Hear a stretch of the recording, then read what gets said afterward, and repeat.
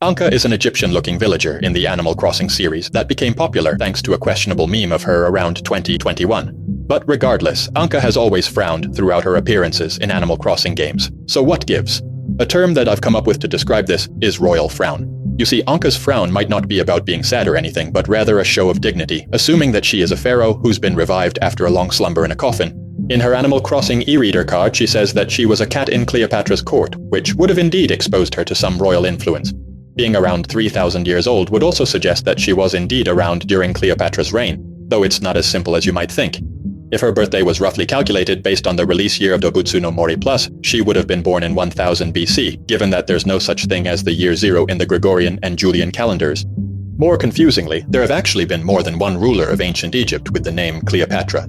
And if Ankha's e-reader card description refers to the 7th Cleopatra, who's the most famous of them, she would have already been 949 years old by the time the Cleopatra she talks about came to power. Which would suggest that Ankha has somehow found a key to eternal youth, which would have allowed her to absorb royal influence at least for hundreds of years, explaining the so-called royal frown among the other aspects of her style.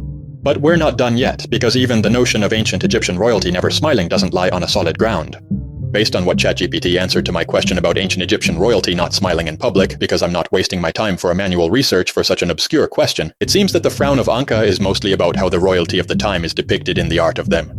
Artistic depictions might be more symbolic than realistic. Then again, Google Gemini actually gave an even darker explanation for the lack of a royal smile: dental pain and infections. And if Ankha was somehow exposed to the royal diet of the time before falling into her coffin slumber, and if she somehow hasn't discovered the modern knowledge of dental care, she actually might be in severe pain, assuming that whatever is behind her eternal youth hasn't fixed her teeth as well. Then again, having the ancient poor dental health in her modern life seems unlikely, given that she is one of the so-called snooty villagers who are all about cleanliness. I mean, her modern-day friends would have likely pointed out her bad breath, making her visit a dentist and have her teeth fixed. Or, since we are talking about a fictional character in a fictional universe, it's fair to assume that the ancient Egyptian royalty in the Animal Crossing universe were just forced to look serious in public and had no dental pain whatsoever, making Ankha's frown more like a habit and a result of long-term royal influence.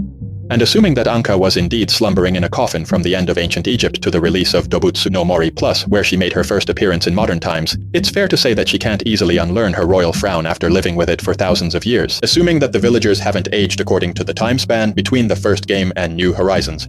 I mean, I know that the whole slumber in a coffin part is merely an assumption based on fan fiction about her, but in my opinion, she would have likely adopted a completely different style if she lived without the coffin part for all these years. Perhaps only time will tell whether or not Nintendo will make her able to smile in the future games or updates.